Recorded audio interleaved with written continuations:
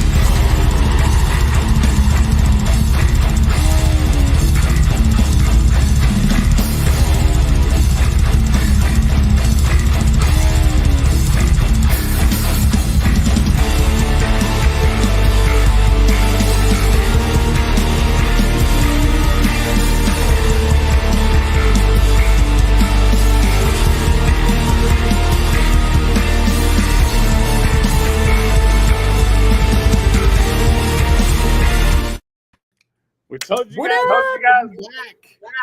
Fucking Friday. We're doing a double dose Friday. We had Taproot earlier, and now we've got Chase from Ravens Banquet. How are you doing, dude? I'm doing good. How about yourselves, guys? Fantastic. So the way we run this, we play a little game with you guys. So you get to choose between 1 and 67, or you can roll the dice. It's up to you. It could be anything from pop culture, horror, to stuff about your band. You want to roll? Or do you want to pick a number? I think I'll pick a number. So I think, let me see, between 1 and 67? Mm-hmm. Yes, sir. I'm feeling 38. 38? 38 I'm is. Feeling 38. All right. So you get asked to dance. Are you two-stepping or are you going to bust out with the twerk? Which one you got? No lie. I'd probably two-step. I'm not big into dancing. It's never been one of my strongest suits. You're not gonna drop it like it's hot? I'm not built to drop it like it's hot. Neither am I. More like drop it like it's not. Have me on the floor. Yeah, no, I was built to be able to sing, but that's about it. That's about what God gave me. So he is now my spirit animal. Because I am your typical white boy. I am uncoordinated as fuck. Yeah, that's me. Half the time whenever I'm walking around on stage, if I have my guitar, whether I have my guitar or I'm just singing, I'm wearing my docs and all of a sudden I'll almost trip. So I tried to jump up onto a drum riser. We had a show here in San Antonio for this little like rock fest that we had. I tried to jump up on the drum riser and I just almost completely ate it, dropped the guitar. So there's like 200 people there. I'm just like, I'm gonna walk it off. It's fine. Yeah, you're all dusted off. Yeah, I was just like, okay. I did it on purpose. I played a show. I was probably about 19 or 20 when I played this show. Luckily, all the people, there was no like gap between the stage and the fence like normally. They were like right up against it. I tripped. I mean, I tripped to the chords and fell backwards. Everybody thought that I was like purposely crowd surfing. I did not. I fucking bit it. And it played off good. It looked good. But afterwards, my whole band was like, did you mean to do that? I was like, no. No, sorry. No, I fell. I fucking bit it. Yeah. Gosh. Luckily I haven't had like too bad of something happen like that. I haven't tried to crowd surf or anything, but I haven't bitten it on stage just yet. You know, I think the worst thing I've done is maybe like forget lyrics or or something, but that was like years ago. So Okay. Yeah. luckily, I do pretty good now. Fair enough. All right. So you want to pick a number? You want to roll? Go with 20. 20. What is your stripper name? You're picking some good ones tonight, man. Ooh, That's stripper name. right. You're gonna bust that on him? Man, He's the one making I don't know what I would have for a stripper name. Ooh. All right. Well, let's think. I mean, maybe like Ace Fields or something like that. Like just like an abbreviation of my name. Just something weird. Okay. So, Okay. Fair enough. so Fair enough. So, bonus question, being that Halloween was yesterday, and actually we kind of asked this question regardless because we're big horror fans around here.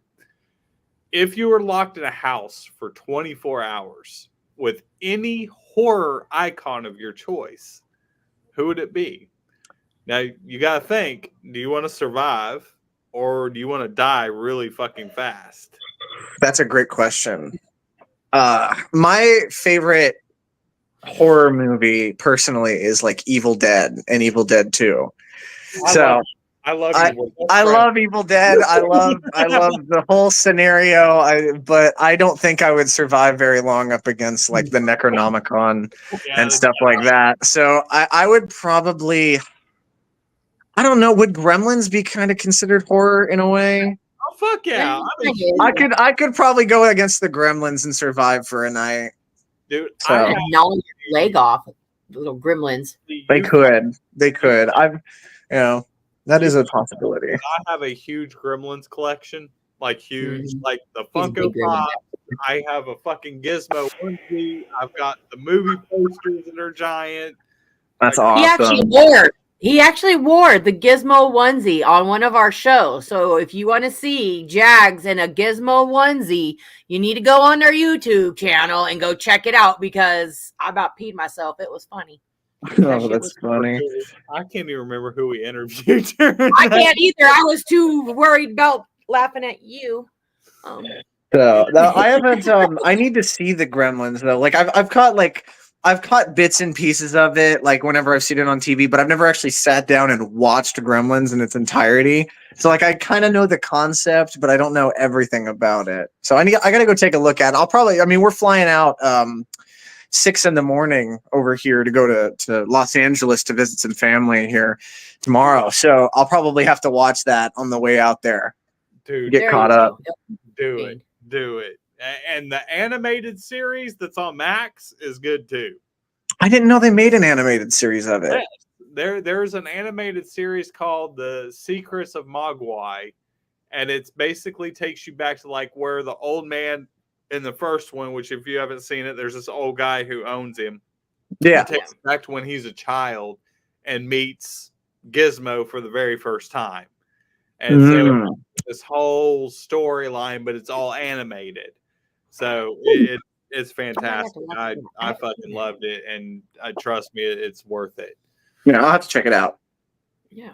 At what point in your life did you decide to be a musician? Was there like a band? Was there a certain instance that made you decide this is what you wanted to do? What it really started out as, it's gonna be really funny. What it started out as was me and my brother Brandon. We played games every summer, didn't really do much, just typical, but we didn't go outside, we just played video games. And so our dad wanted us to do something other than that and actually be productive with our lives. And so we ended up taking music classes. I got my first guitar, a Fender Squier, like one of the cheap ones that came with an amp.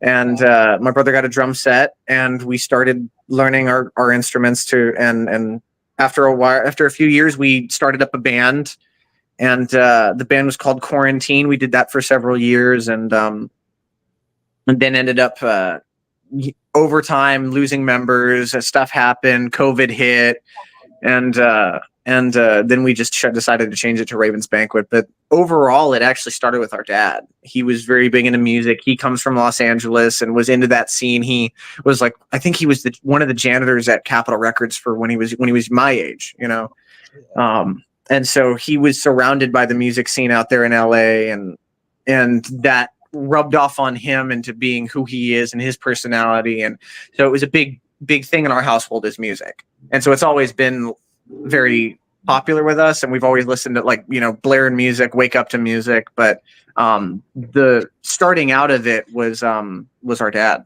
and just pushing us to do it. We had been interested in it, and I was interested in learning guitar. My brother was interested in playing drums. It wasn't like, okay, here you go, you know. Yeah. But he went out and bought the sets, and that's what got us started. All right, excellent. So, do you want to roll or do you want to pick? I'm gonna pick. I'm trying to think of what numbers haven't I done. I know there's a lot in there. Yeah, so let's go with 60. Let's go with 60. Okay. 60 it is. Star Trek or Star Wars? Don't break my heart. Do it. I don't know anything about Star Trek. I would have to go with Star Wars. Yes! I grew up with Star Wars. I grew up with the prequels.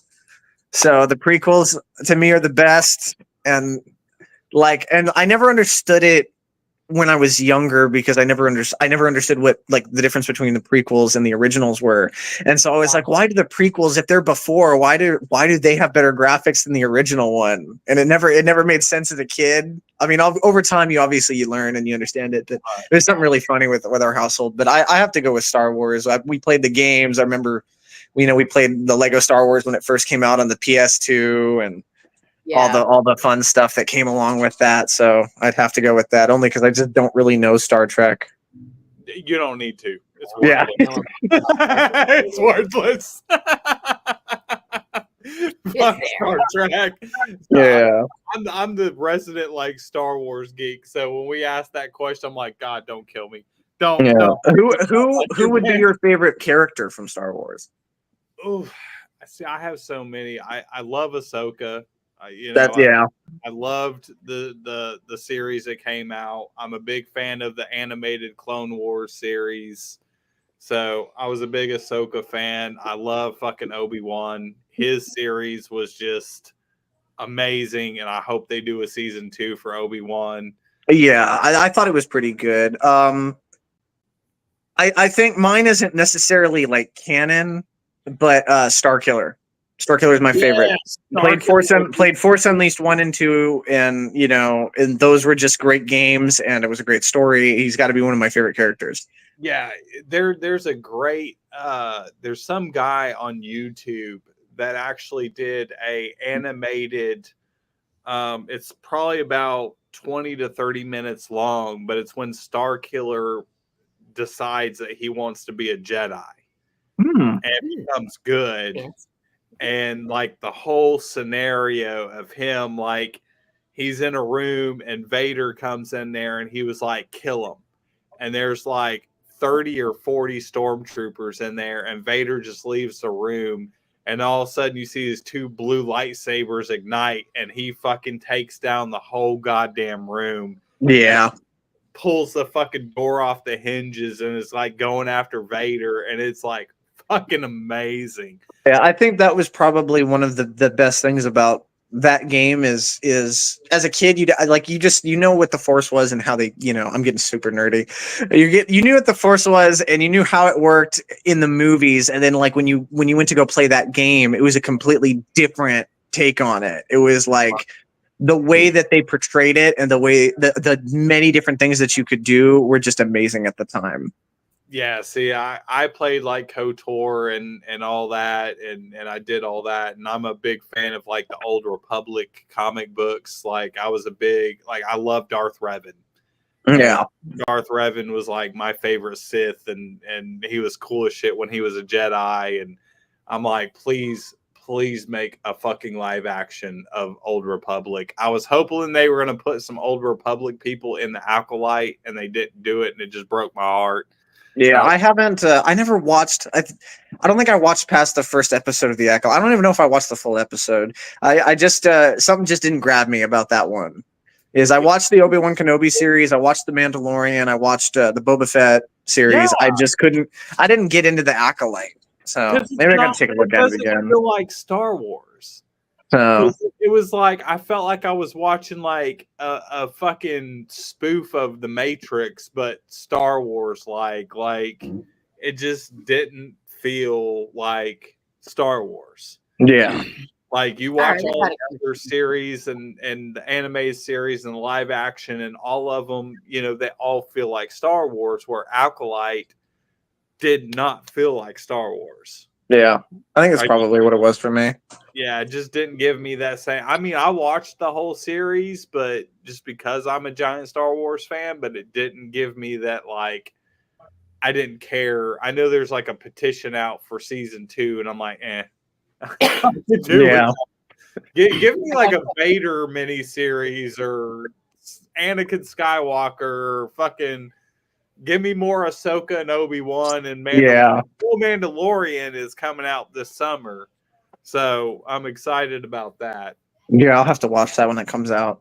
And then they got the new series that's supposed to be coming out called, I think it's Skeleton Crew with Jude Law. That's coming out too. So, you know, I'll give that a shot.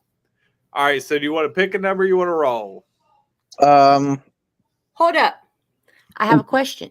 Okay, go. What's the answer? All right. So you guys got your Star Wars stuff, right? You guys love your Star Wars. Take your favorite Star Wars movie, show, whatever it is. Who would you do the sound? Who would you get to do the soundtrack for it? Who would I? Ooh, like what character would I do the soundtrack to? Yeah, why not? Ooh, I don't know. I wouldn't want to.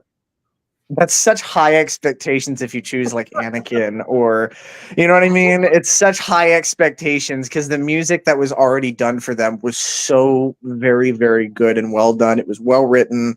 Some of the best music in movies. Yep.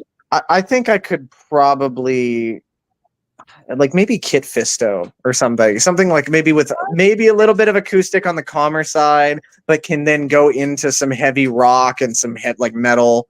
You know, I think that would probably be a character that I could do something with. You better do it right, because we just had an interview with the band Strange Like Me, and Kelly Strange is a huge Kid Fisto fan. So I'll have to do it right.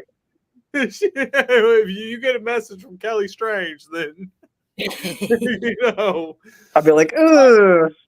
Yeah. So you want to roll or you want to pick? I want to. What is rolling? How do I roll?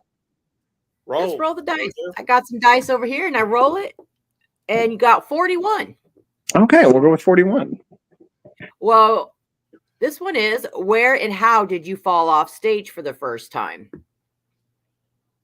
Ooh, I don't believe I've fallen off stage yet. I don't believe I've fallen off stage. Other than the drum riser incident that I was mentioning earlier, I haven't actually fallen off of stage. I've dropped my mic off stage like before. I've dropped it and luckily didn't put any dents in it or break it. I use a nice Sennheiser E965. It's a nice microphone.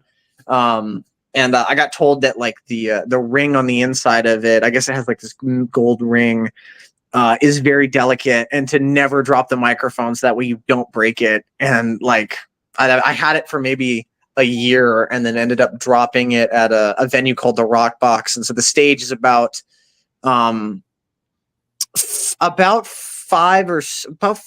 feet off of the ground. And it fell off from the stage onto the ground below. So it fell a total, you know, I'm 6 foot.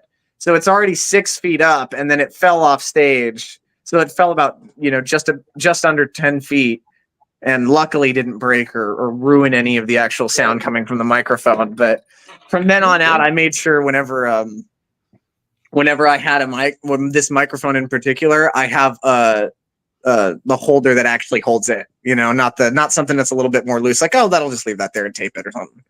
I make sure it's solid. So, but no, I haven't fallen off stage yet. Thankfully, I haven't fallen off stage. I haven't pulled a Dave Grohl yet, you know. So.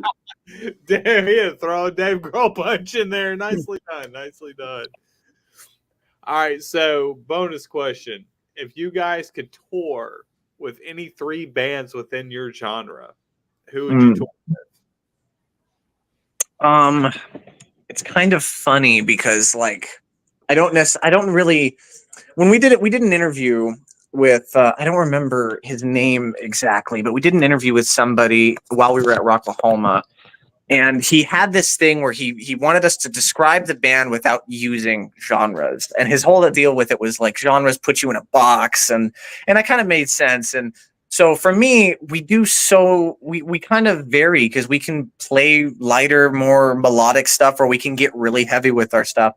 But so I think if I was to do a tour with any three, I think it would probably be Alter Bridge, because I'm a big Alter Bridge fan, big Miles Kennedy Tremonti fan. Okay. Like that. I would do Alter Bridge, Creed, or and maybe Nickelback. You know, Okay. I gotta be honest. I'm into the what is it called? I heard somebody say divorced dad rock. Is that what it was? I pegged you exactly because fucking Mojo calls me today and she's like, I know we're interviewing Taproot, but who's the other band we're doing? I was like, it's Ravens Banquet. Did you look it up? She goes, no, I didn't really have time to. She goes, what's it like? I was like, Creed, Nickelback. Fucking, I literally named those bands. Yeah. And That's I was all like, right. but they're solid. Shoot. I was like, I actually like this band more than I like them. So Yeah, no, it was a lot of fun. But yeah, I would love to tour with those guys, man. Those guys are some of the main reasons I continue to do music, and I've been going at it as hard as I do, you know. excellent.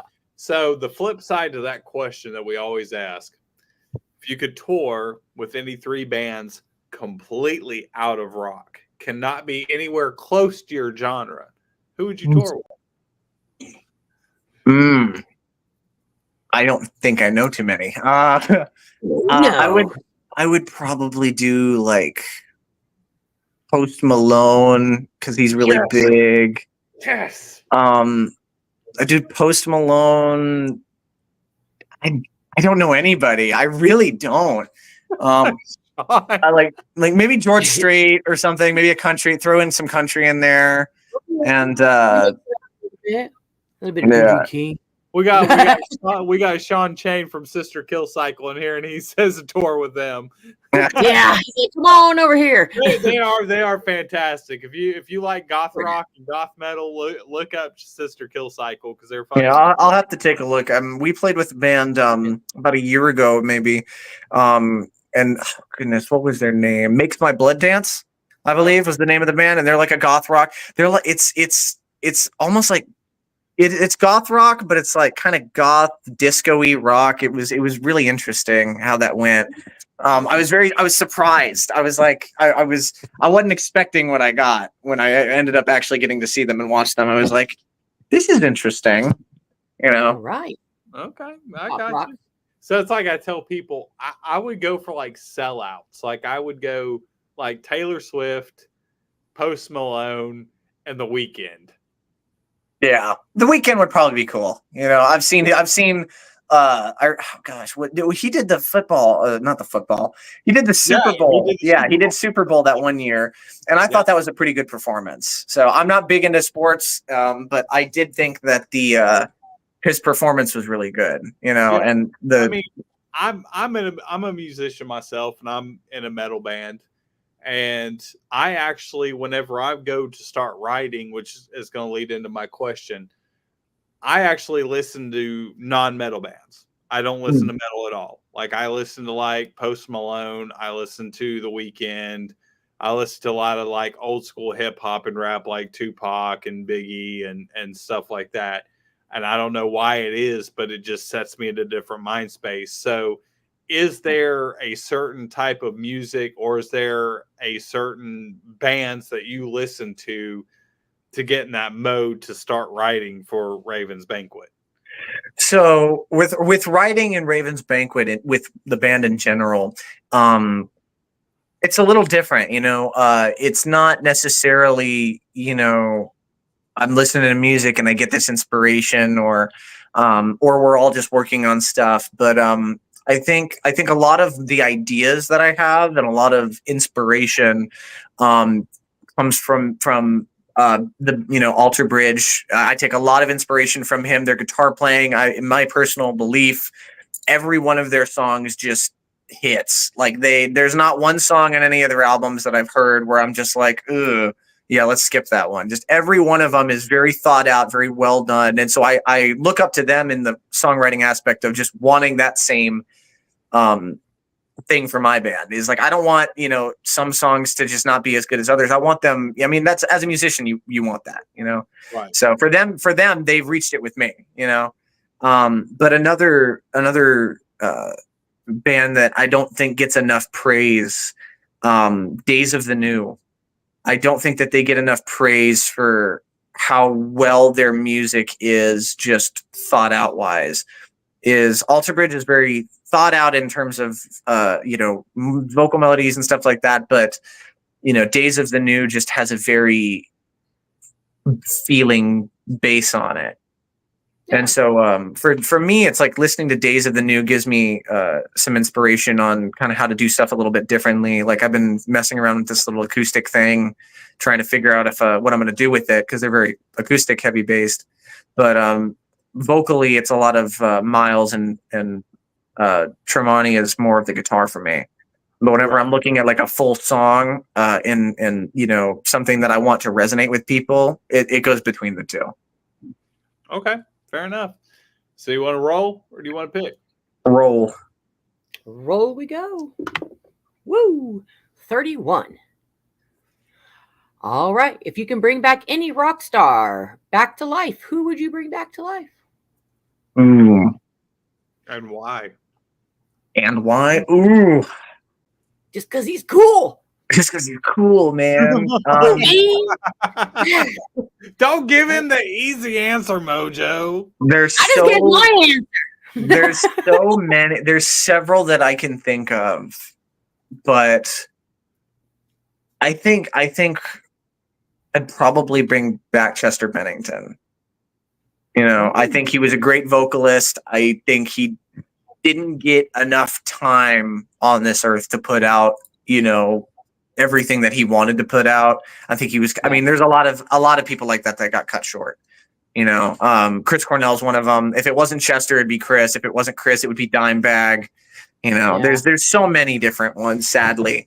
But I would probably go with Chester Bennington. I remember, and the worst part is, we saw them when I was really young.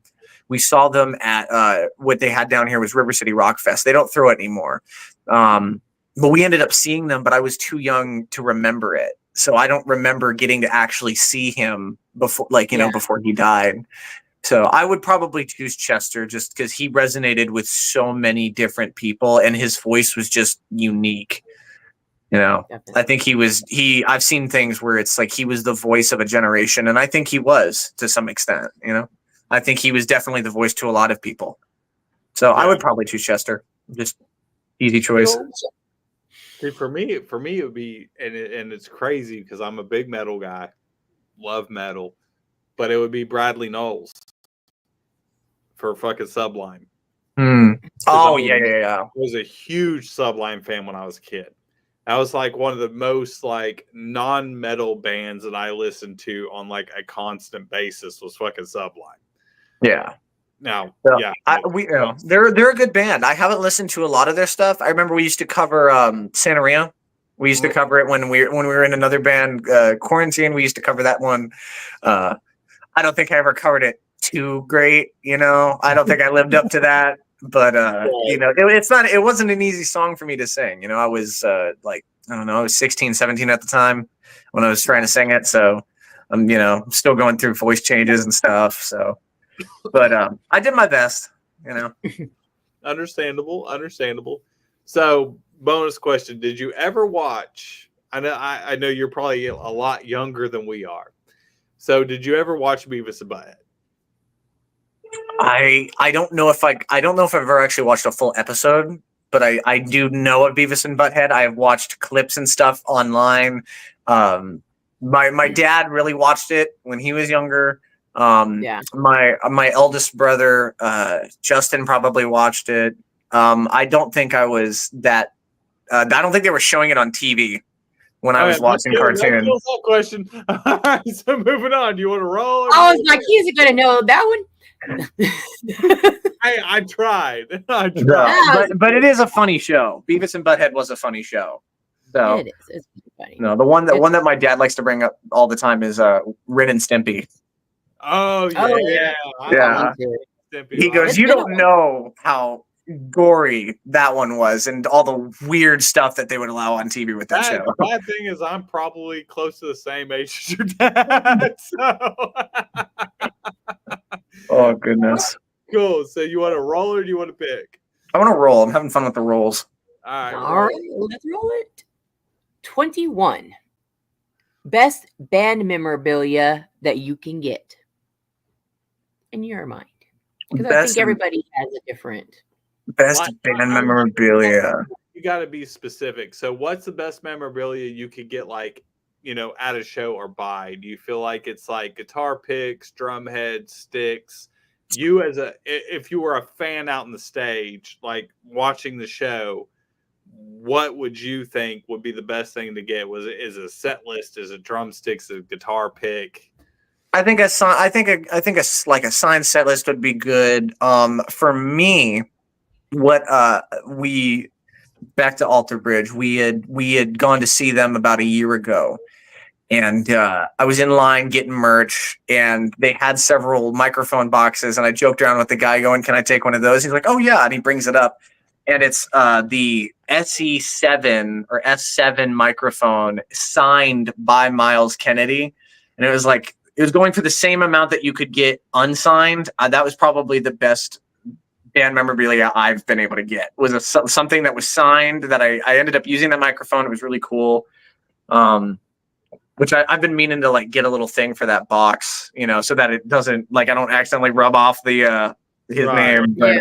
I think best band memorabilia that anybody could get, like whether they're drumsticks being thrown or picks being thrown, would be like a set list or a gifted guitar.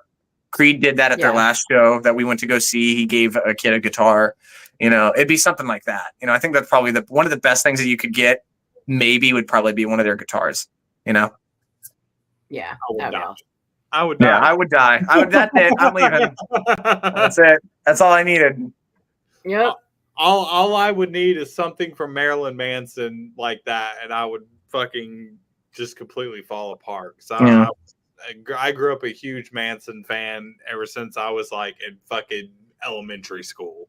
Yeah, we listened to him on. I remember he would be played a lot on 99.5. It's one of the radio stations out here. And so it was really cool to listen to him. I haven't really listened to anything of his in a while. So I did like The Beautiful People, and he did a cover of a song. It was a really good cover. I can't remember the name of it off the top of my head. That man is the master of covers. Everything from fucking Sweet Dreams to this. That's what it was. Sweet Dreams. It was Sweet Dreams. Sweet Dreams is a really good cover. Sweet Dreams. This Is Halloween. I mean, he's done a bunch of covers that he's just completely aced. But like I tell people, if you want to listen to Manson, one of his absolute masterpieces was Pell Emperor. If you get that album, Pell Emperor, it was fucking amazing from front to back. It didn't matter. I mean, Antichrist Superstar was amazing too, if you want the super heavy version of Marilyn Manson. But if you're going for just overall musicianship and the lyrics and everything, the emotion that goes into it, then Pell Emperor is where you want to go. Yeah, I'll have to check it out. I'll definitely have to check it out. I got a lot of time on my hands with us being gone for a week. So while we're out there, I'm going to have to check some stuff out. So I'm hoping to hopefully run into some rock stars while we're out there. We're going to be in the hills in Los Angeles. So we'll see what happens. Hey, I know some people out there. I can hook you up with some people out there. So I can probably use it. I got you. I did a good time of being a indie horror actor for a couple of years, and I got people out there. It's good to know. All right, so you want to roll or do you want to pick? I'm going to pick 8. I'm going to go really low on the list. If you had a superpower on stage, what would it be? A superpower on stage. Yeah. Probably to have my eyesight without wearing glasses.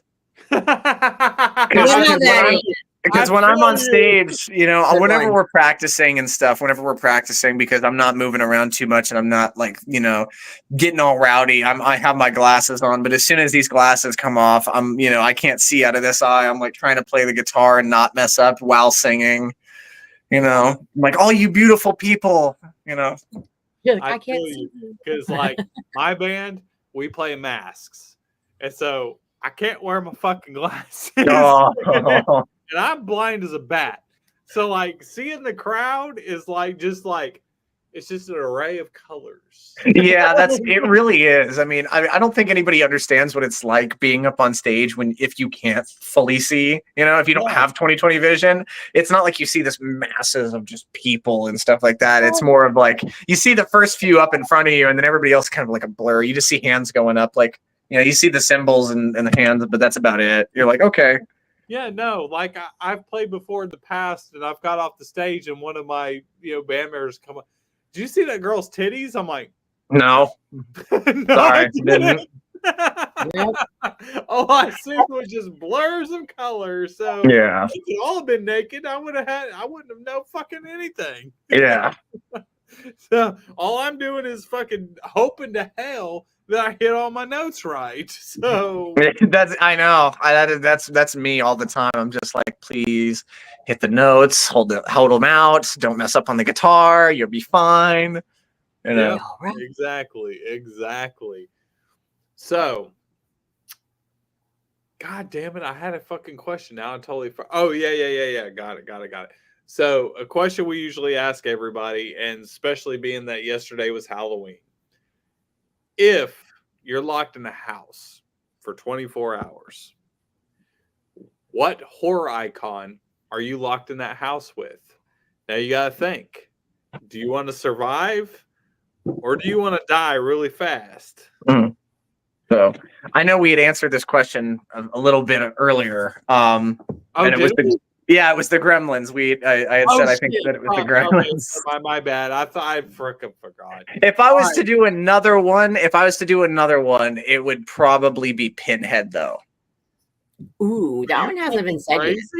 So, because I mean, if I remember correctly, the only way that Pinhead comes out is if you unlock the box. So just don't mess with the box. You'll probably survive for 24 hours.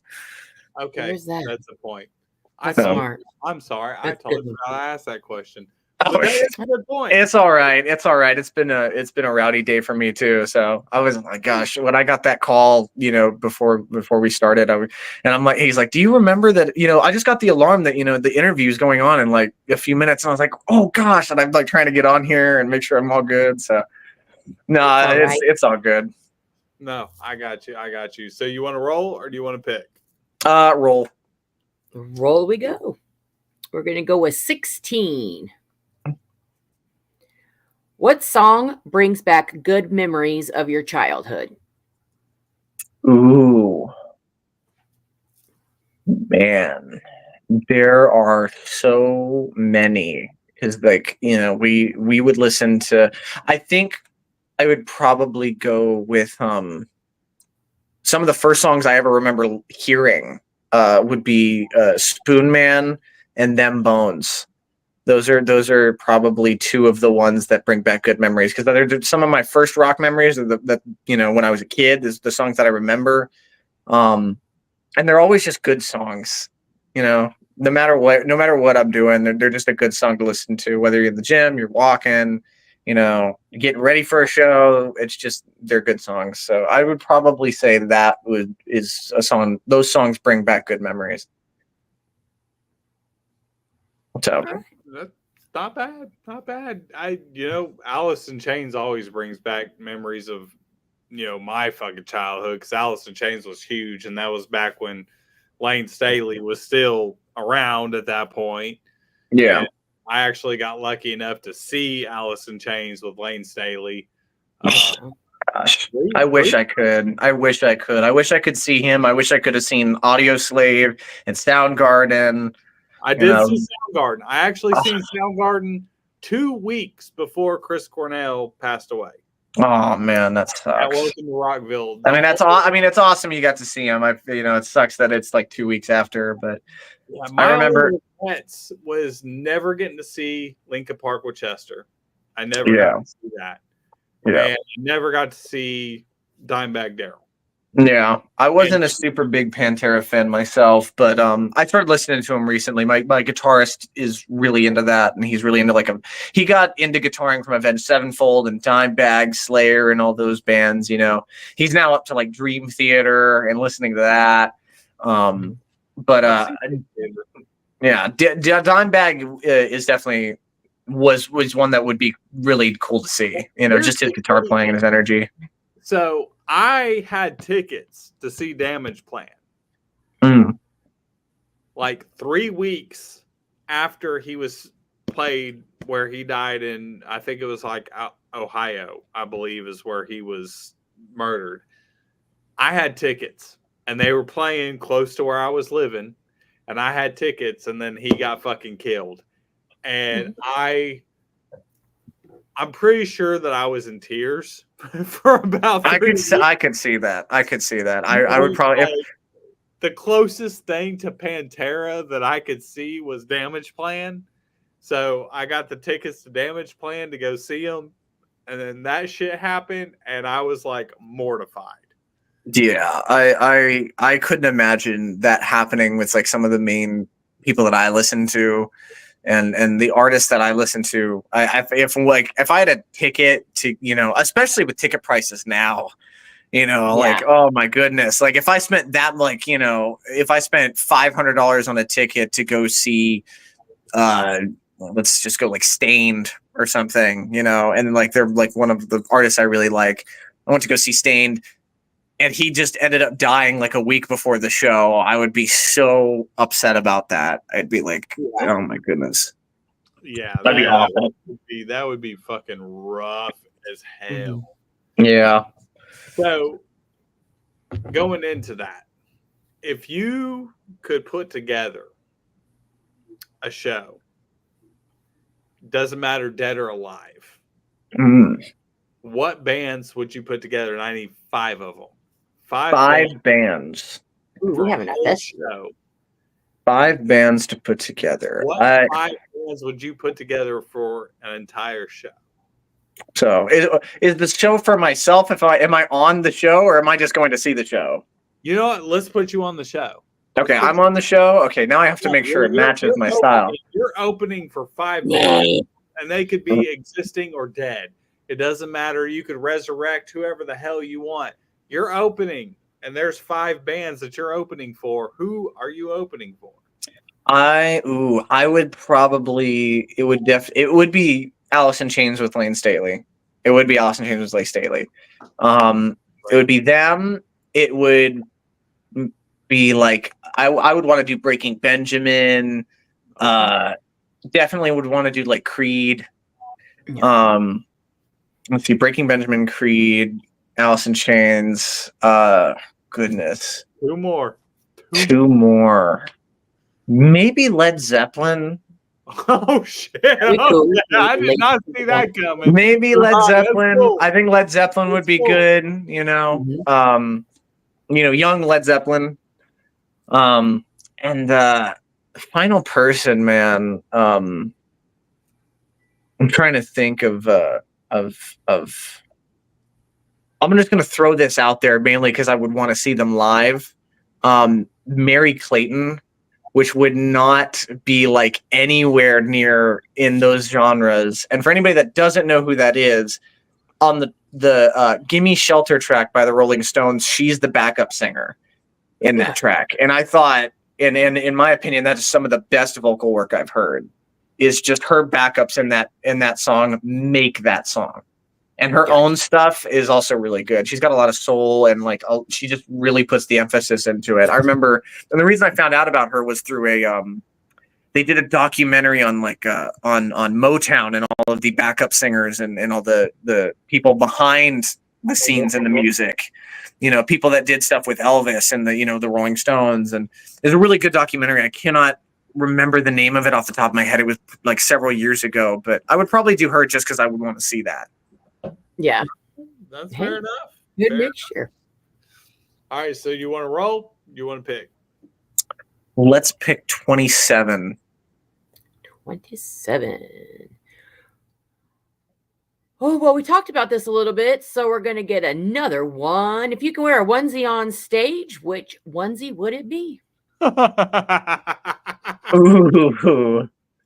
What's your inner onesie? Oh, gosh, I don't think I've ever worn a onesie unless I was like maybe when I was a kid.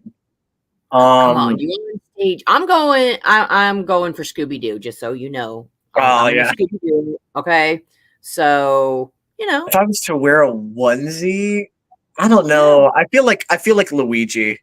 I feel like I'm tall enough. I feel like I'm tall enough to pull off Luigi and maybe put on like a mustache. That'd be funny. That'd be funny to do. Okay. Just do a full Luigi onesie. Or Yoshi, one of the two. Yeah, they make some gremlin ones that are really funny. Don't even. I'm not fucking wearing it. Kiss my ass. I'm not doing it again. You can't fucking make me do it again. Oh, I'm not the one that made you do it. You did it yourself. Why are you bringing it up, you lying asshole? That's exactly why you bring it up, because you want me to wear it again. I'm not doing it. Hey, you're the one that said you were going to do it. I made sure you did it. No.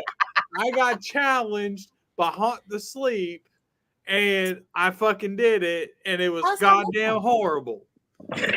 See, he just said it. Haunt the Sleep's fault, and he was just blaming it on me. It was Meg's fault. Meg from Haunt the Sleep. Bad Meg. Which, if you guys have not heard Haunt the Sleep, go check out Haunt the Sleep. They're from Corpus Christi, Texas. They're fucking phenomenal. Go check them out.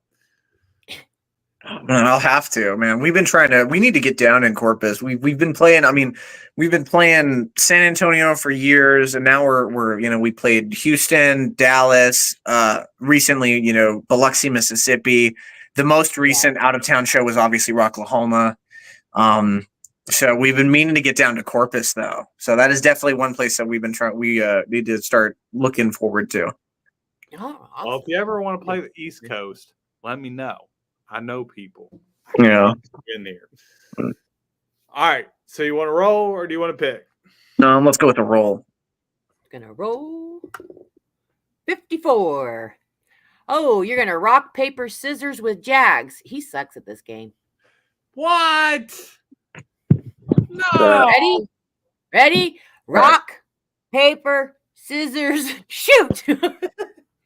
I always lose. Let's go. He always loses. Always. I always lose. I lose every time. How many fucking times I've never won? No. Never. No. Why did you have to throw me in there? Why didn't you do it? Because I'm asking the question.